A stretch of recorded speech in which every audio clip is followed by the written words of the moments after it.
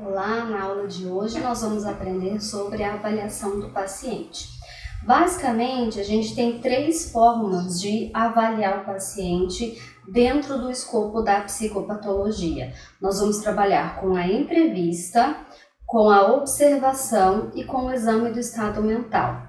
Nessa aula nós vamos falar sobre os detalhes, os aspectos referentes à entrevista. Na próxima aula nós vamos entrar em questões referentes à observação do paciente e então nós daremos início ao exame do estado mental em relação a cada função mental e como ela pode ser avaliada. Então, a avaliação psicopatológica. Junto com a observação cuidadosa do indivíduo, a entrevista é o principal instrumento de conhecimento da psicopatologia. Então, a gente não tem, até o presente momento, algum tipo de testagem, algum tipo de exame que a gente possa fazer e ter uma avaliação precisa. Então, a gente acaba obtendo os dados necessários principalmente por meio da entrevista, somando as informações da observação e do exame do estado mental. Eu esqueci de mencionar que grande parte dessa aula foi baseada no capítulo 8 do livro da edição mais recente do livro do Dal Galarrondo e alguns trechos retirados de um outro livro. Bom, a entrevista psicopatológica permite a realização dos 2 principais aspectos da avaliação. A anamnese, ou seja, o histórico dos sinais e dos sintomas que o indivíduo apresenta ao longo de sua vida, seus antecedentes pessoais e familiares, assim como de sua família e meio social. Então, a gente vai buscar dados tanto da queixa atual, como fazendo uma análise, uma retrospectiva disso em termos familiares, visto que a gente sabe que tem alguns transtornos mentais que possuem uma base genética importante. O exame psíquico, também chamado de exame do estado mental atual. E enquanto nós fazemos esses 2 tipos de avaliação, a gente soma também os dados decorrentes da observação. Uma coisa que o Dal Galarrondo coloca como muito importante, que foge do escopo da psicologia, mas que a gente pode estar atento e questionar para o paciente, é em relação à avaliação física de uma maneira mais ampla. Então, as condições, os riscos e as doenças físicas mais frequentes em pessoas com transtornos mentais graves. Então, ele vai colocar essas doenças aqui para a gente se lembrar. Opa, essa pessoa, ela possui um transtorno mental, mas ela também tem um corpo. E se a gente for pensar lá no antigo diagnóstico multiaxial do DSM-4, que foi suprimido no DSM-5, mas que o Dal Galarrondo retoma a importância, e eu sempre costumo brincar que no meu coraçãozinho eu mantenho, porque eu acho que é bacana para a gente se recordar do que é importante. Então, o diagnóstico multiaxial, ele lembra, pode ter ou não um transtorno mental, mas essa pessoa tem aspectos psicossociais e ambientais, eu tenho que ver a gravidade dos sintomas, tem que ver se ela tem algum tipo de doença que possa prejudicar esse funcionamento. Portanto, aqui é aquele lembrete. Essa pessoa tem feito uma avaliação recente da sua saúde física? Então, por exemplo, diabetes do tipo 2, resistência à insulina, dislipidemia, ficou mal essa, hein?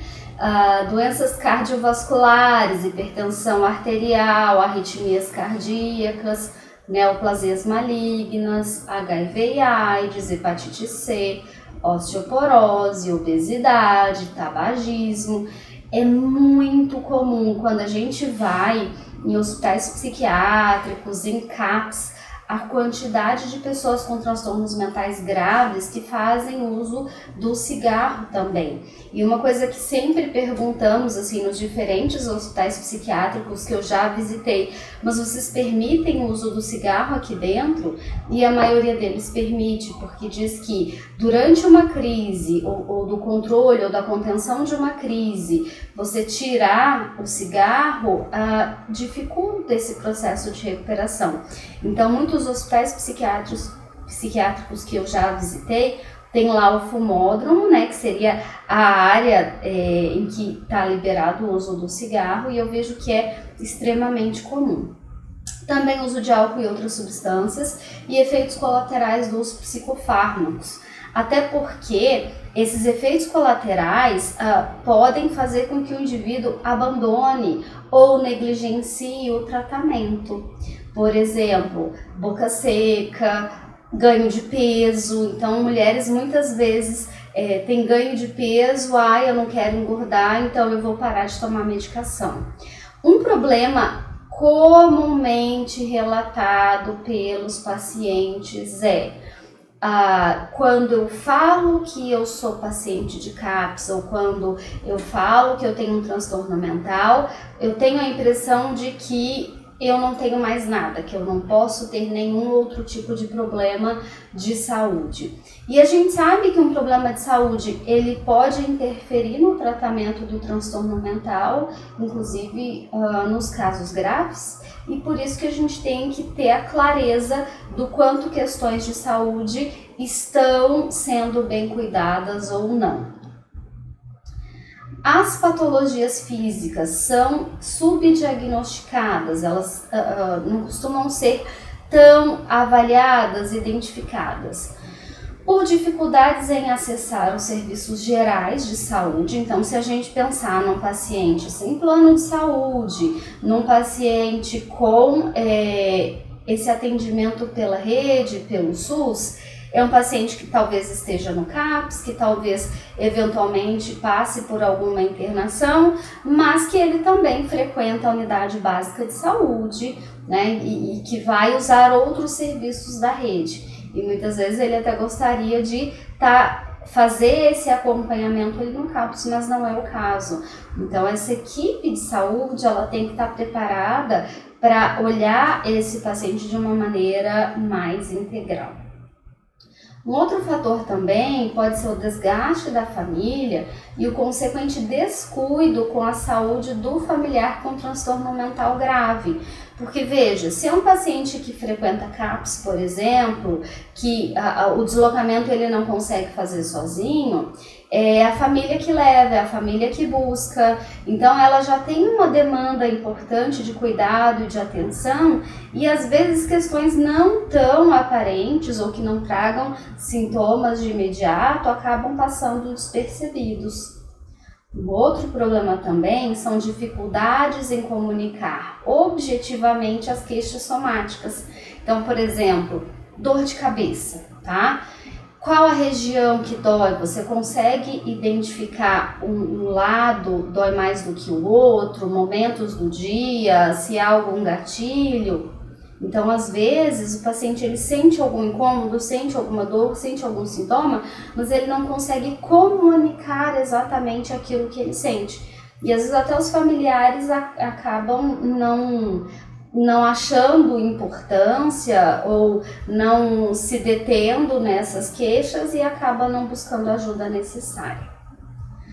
Os indivíduos com transtornos mentais graves podem não ser adequadamente ouvidos pelos médicos e outros profissionais da saúde, pois o estigma de louco, de doente mental ou de paciente psiquiátrico, às vezes, infelizmente, invalida suas queixas somáticas para quem as ouve. E isso eles reclamam bastante, que foi o que eu comentei. É paciente de CAPS, você não é para cá, não é para o nosso serviço. Isso deve ser por conta da medicação, isso deve ser por conta do seu transtorno. Então é aquela ideia de que se você tem um transtorno mental grave, é só isso que você pode ter, que você não seria uma pessoa passível de desenvolver outros problemas ou outros sintomas. Outra coisa que o Dalgala Rondo coloca, além da questão da análise da saúde, é da avaliação neurológica. Então, pensando também num possível diagnóstico diferencial, o quanto que esses sintomas que são atribuídos a um transtorno mental podem ser atribuídos a algum quadro neurológico, uma disfunção quanto a funcionamento, algum tipo de lesão em alguma respectiva área cerebral. E aí esse diagnóstico diferencial muitas vezes pode se tornar um pouco difícil e complicado.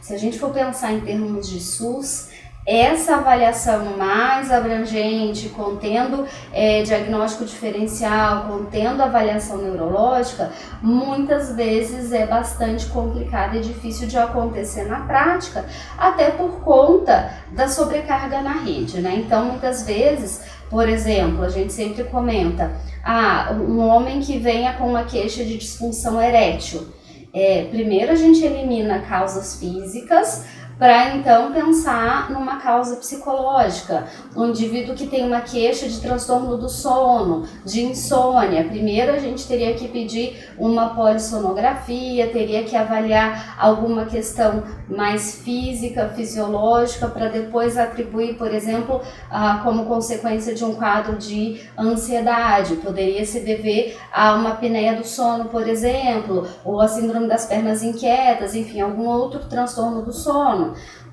Então, em tese, quando a gente entende que o paciente é um paciente para psiquiatria, para psicologia e psicoterapia, a gente entende que causas orgânicas foram excluídas, mas nem sempre ele tem acesso a uma avaliação mais completa e abrangente antes de vir para nós.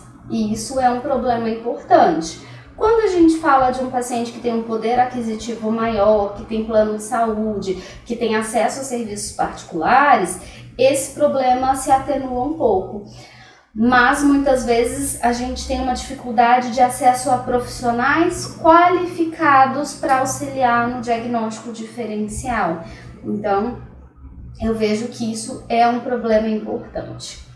E agora eu vou falar do principal instrumento, da principal ferramenta que a gente tem para conhecer o paciente, para conhecer a queixa, para fazer o diagnóstico, que é a entrevista. Então, como eu falei, a parte de observação a gente vai ver na nossa próxima aula. A técnica e a habilidade em realizar entrevistas são atributos fundamentais e insubstituíveis do profissional da saúde em geral e da saúde mental em particular. Ou seja, o profissional que trabalha com a saúde mental, seja ele psicólogo, enfermeiro com especialização em saúde mental, fonoaudiólogo, o próprio psiquiatra, enfim, todas as áreas que vão trabalhar no contexto da saúde mental, vai dispor do instrumento da ferramenta entrevista para a coleta de dados. E considerando-se que isso é extremamente importante, a gente vai ver em todos os detalhes como que podemos conduzir esse processo. Tal habilidade é, em parte, aprendida, e é isso que nós vamos fazer aqui, quais os elementos eu tenho que considerar para fazer uma boa entrevista. E, em parte, intuitiva, atributo da personalidade do profissional, de sua sensibilidade nas relações pessoais. Por exemplo, eu me lembro da minha orientadora de doutorado comentando como que na mesma pesquisa, teoricamente com as mesmas perguntas, duas pessoas com perfis diferentes, questões de personalidades diferentes, tinham narrativas completamente distintas em em termos de tamanho, de tempo de entrevista. Então, é essa parte que se fala do atributo da personalidade do profissional. Tem profissionais que são mais tímidos, mais retraídos, mais envergonhados, até mesmo menos experientes. E aí o que vai acontecer? Essa questão da experiência, ela é fundamental. Quanto mais eu tenho internalizado um roteirinho mental dos elementos que devem conter em uma entrevista, mais facilidade eu tenho para fazer essa entrevista. Aí você vai me perguntar, Aline, mas não dá para levar um roteirinho? Claro que dá.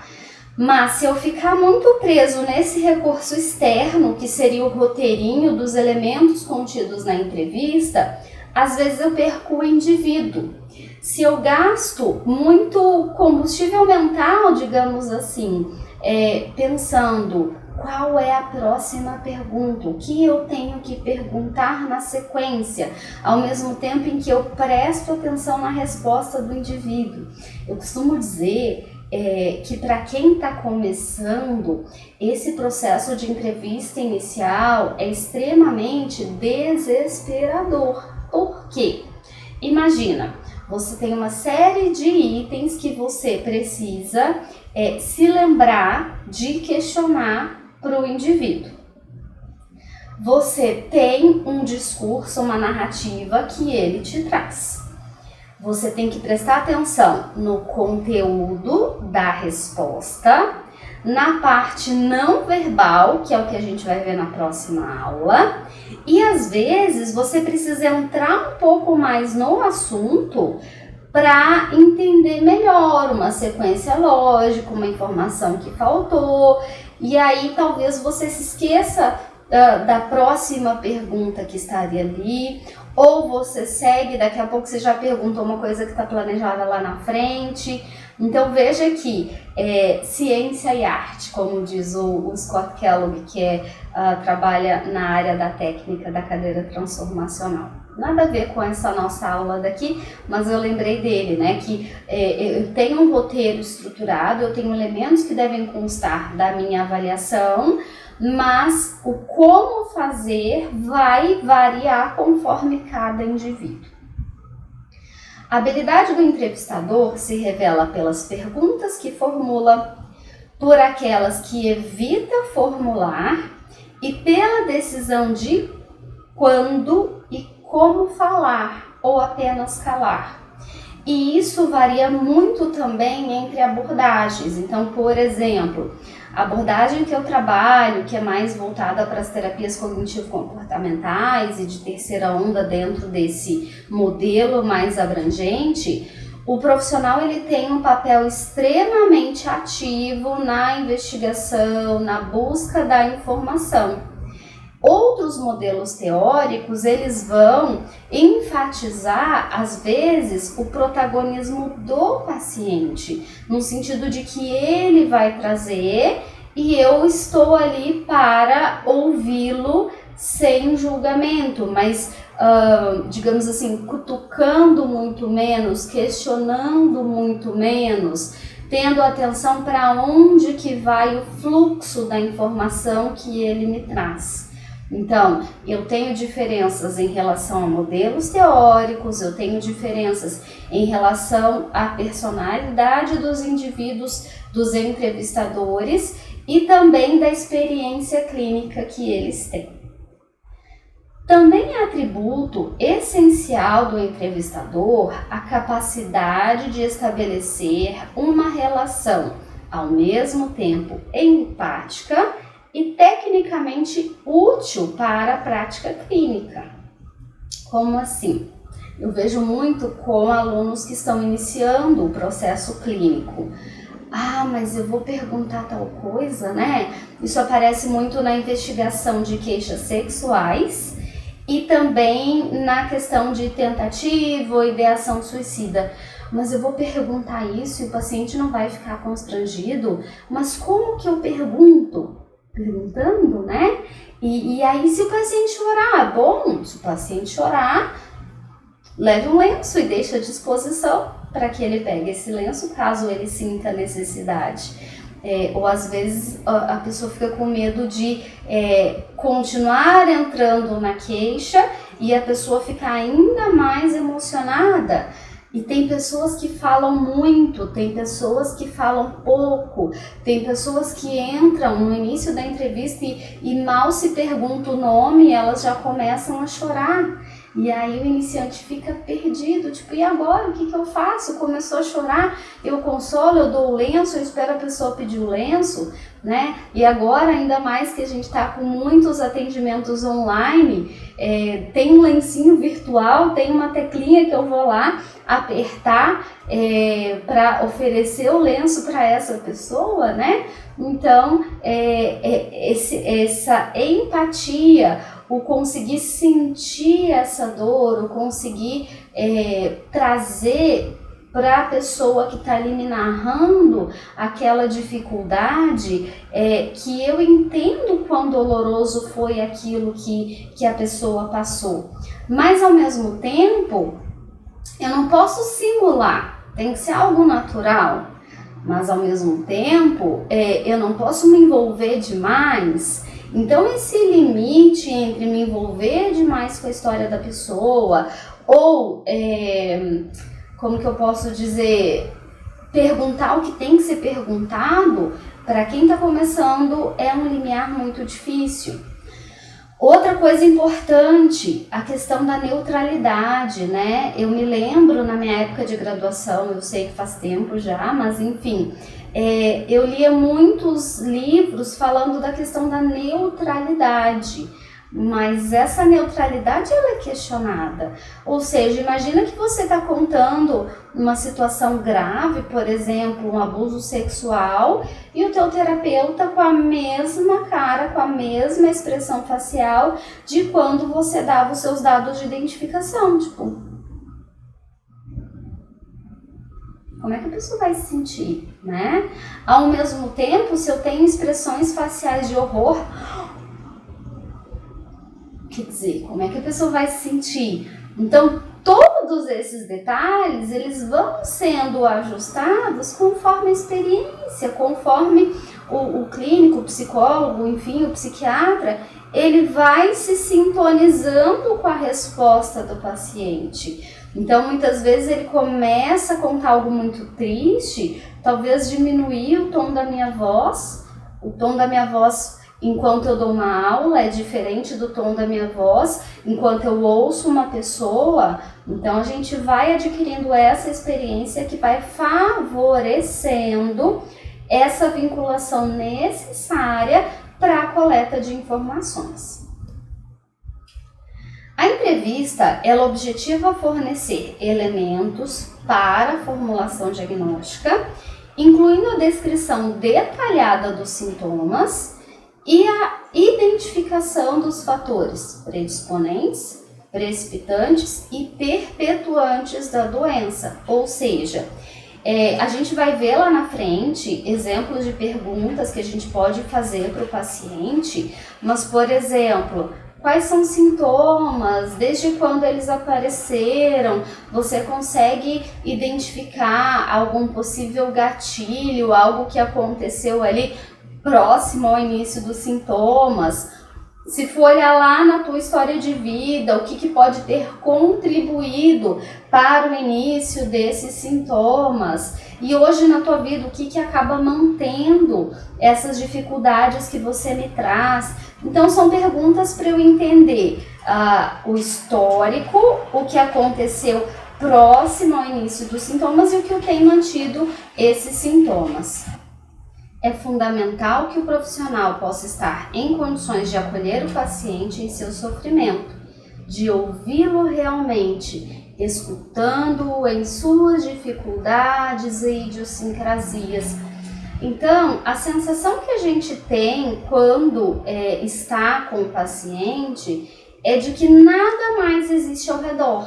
Eu estou ali conectado com ele na dor, na dificuldade, no sofrimento dele e buscando com a minha expressão corporal, com a minha expressão facial, mostrar para ele que eu estou com uma escuta atenta, que eu estou conectada tanto com o conteúdo daquilo que ele me diz, quanto com o impacto que aquilo possivelmente traz para ele, e eu sei que é muita coisa para coordenar.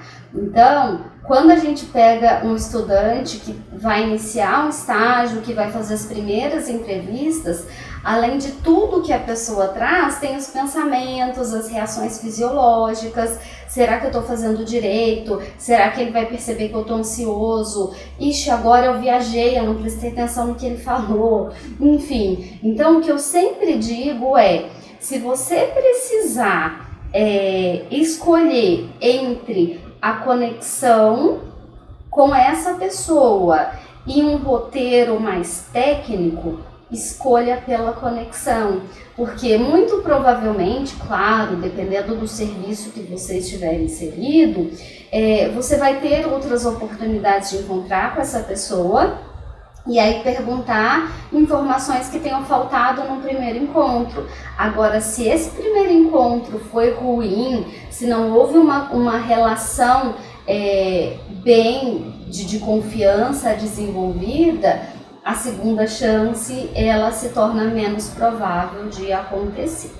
Então, além de paciência e respeito, o profissional necessita de certa têmpera e habilidade para estabelecer limites aos pacientes invasivos ou agressivos e, assim, proteger-se e assegurar o contexto da entrevista.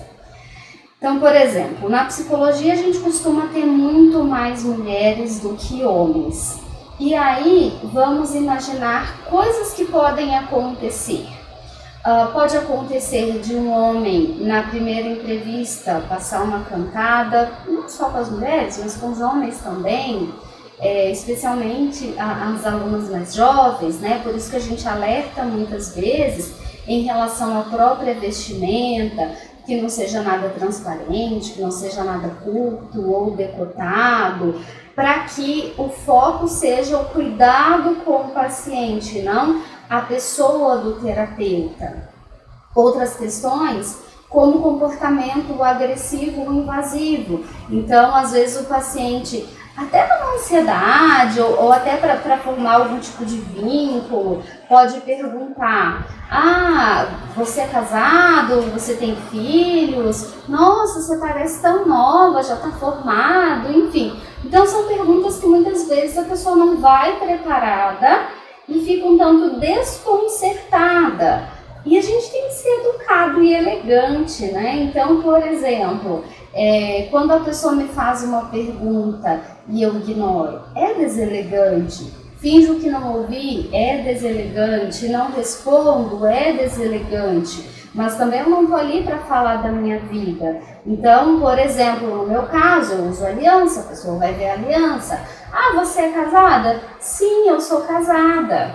Aí retomo o foco, né? Então, essa pergunta não vem ao caso. É deselegante uma resposta como essa. Então, a gente tem que ter esse limiar de educação, de elegância, de estratégias para lidar com situações um pouco mais delicadas. Às vezes, uma entrevista bem conduzida é aquela na qual o profissional fala muito pouco e ouve pacientemente o enfermo. Outras vezes, o paciente e a situação exigem que o entrevistador seja mais ativo, mais participante, falando mais, fazendo mais perguntas, intervindo mais frequentemente. Então, daqui a pouco, a gente vai falar das 3 regras de ouro que o Dal Galarrondo traz para a primeira entrevista. Então, eu falo muito, eu falo pouco, como que eu vou mensurar aí a quantidade de fala que eu vou trazer na primeira sessão?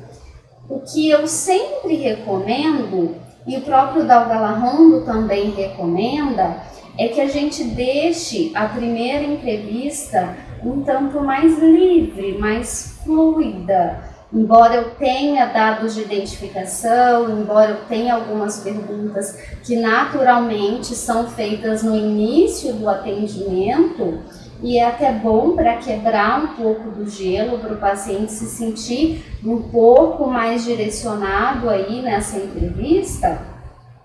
Às vezes o paciente fala muito pouco. E aí, se eu não tenho um roteirinho para me lembrar de questões pertinentes a essa primeira entrevista, eu posso ficar desconcertada. Nossa, eu não estruturei muito bem o meu primeiro atendimento e agora eu tenho 20 minutos de sessão e eu não sei mais o que perguntar. Isso pensando num contexto mais clínico. Então, o que eu sempre recomendo é que esse roteirinho ele esteja ali em stand-by. Se preciso, você faz uso dele. O que considerar no momento da entrevista? Então, que informações disponíveis eu posso olhar, refletir, para me ajudar se eu falo mais, se eu falo menos, se eu faço questões mais abertas, mais fechadas, enfim. Primeiro, algumas questões pertinentes ao paciente. Personalidade. Então, se a gente for pensar, ele é mais exibicionista, ele é mais falante, ele é mais aberto, mais espontâneo. Então, talvez a minha dificuldade seja até trazer ele para o foco, né? Porque às vezes você tem uma pergunta e ele vai perdendo ali uma linha de raciocínio, seja por uma questão do estado mental prejudicado, da capacidade cognitiva prejudicada, então talvez um problema, um prejuízo na consciência, na atenção, seja por fugir mesmo do tema, do foco, por uma dificuldade de adentrar aquilo que traz dificuldades. Então, eu tenho que pensar nas características desse indivíduo.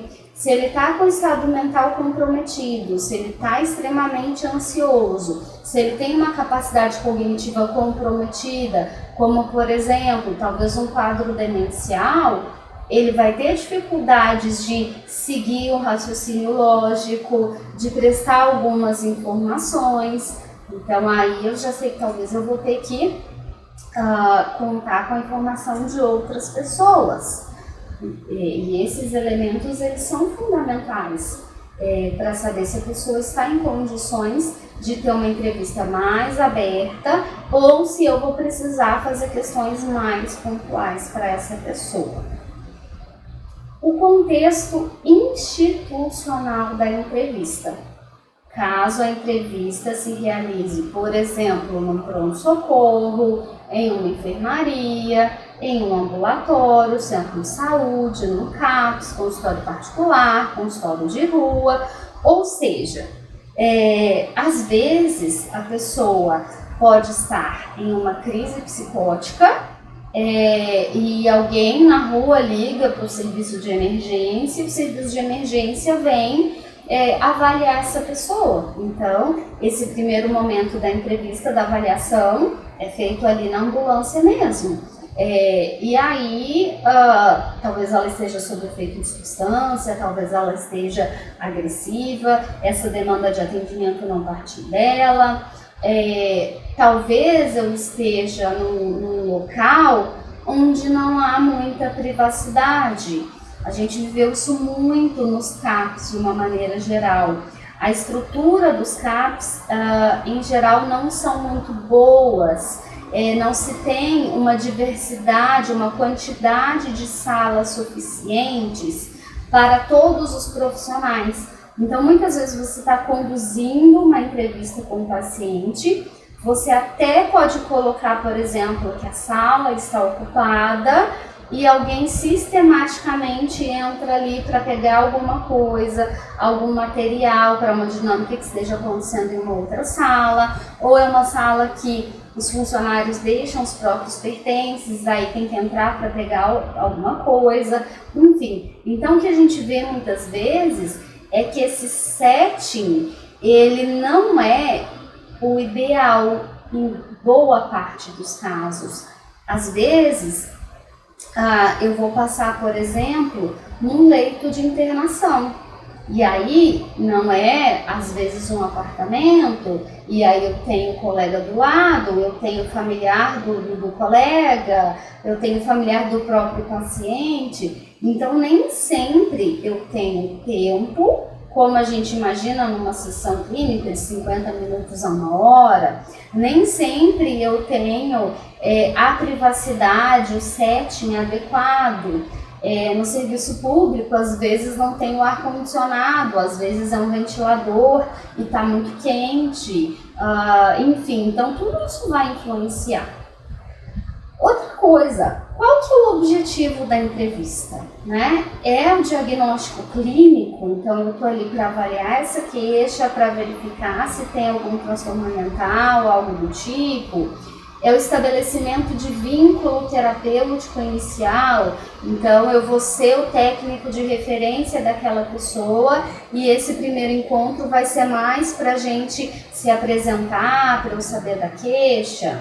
É uma entrevista para psicoterapia, o objetivo é um tratamento farmacológico, então conduzido pelo médico, pelo psiquiatra. É uma orientação familiar, é uma entrevista conjugal, é para fins de pesquisas, para finalidades forenses, trabalhistas, enfim. Então, o objetivo da entrevista, ele é muito importante e ele tem que ser levado em conta, em consideração. Por quê? Por conta desse tempo, por conta do local, por conta do quanto determinada informação é relevante ou não. Então, uma coisa é pensar numa entrevista para fins trabalhistas, outra coisa é pensar numa entrevista para fins de desenvolver um plano terapêutico para psicoterapia individual ou para avaliar a adequação do indivíduo para um trabalho em grupo. Cada objetivo vai me dizer o quanto eu entro mais ou quanto eu entro menos. Quais são informações fundamentais, quais informações não seriam tão relevantes. Então eu vou apresentar o básico da entrevista, mas esses objetivos eles têm que ser levados em conta. E a personalidade do entrevistador? Então, por exemplo, eu particularmente sempre gostei muito do uso do humor, mas isso não cabe para todas as pessoas. Então, às vezes você fazer uma brincadeira ou um sorrisinho, enfim, cabe para um, mas não cabe para o outro. E a gente tem que estar atento a isso. Tem entrevistadores que são muito técnicos, vai muito no que precisa saber.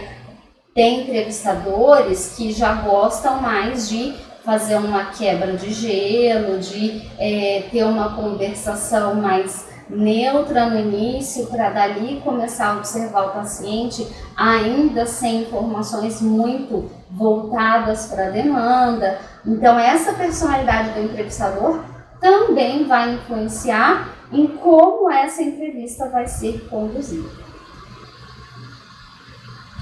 Bom, sempre que possível, evitar posturas rígidas, estereotipadas,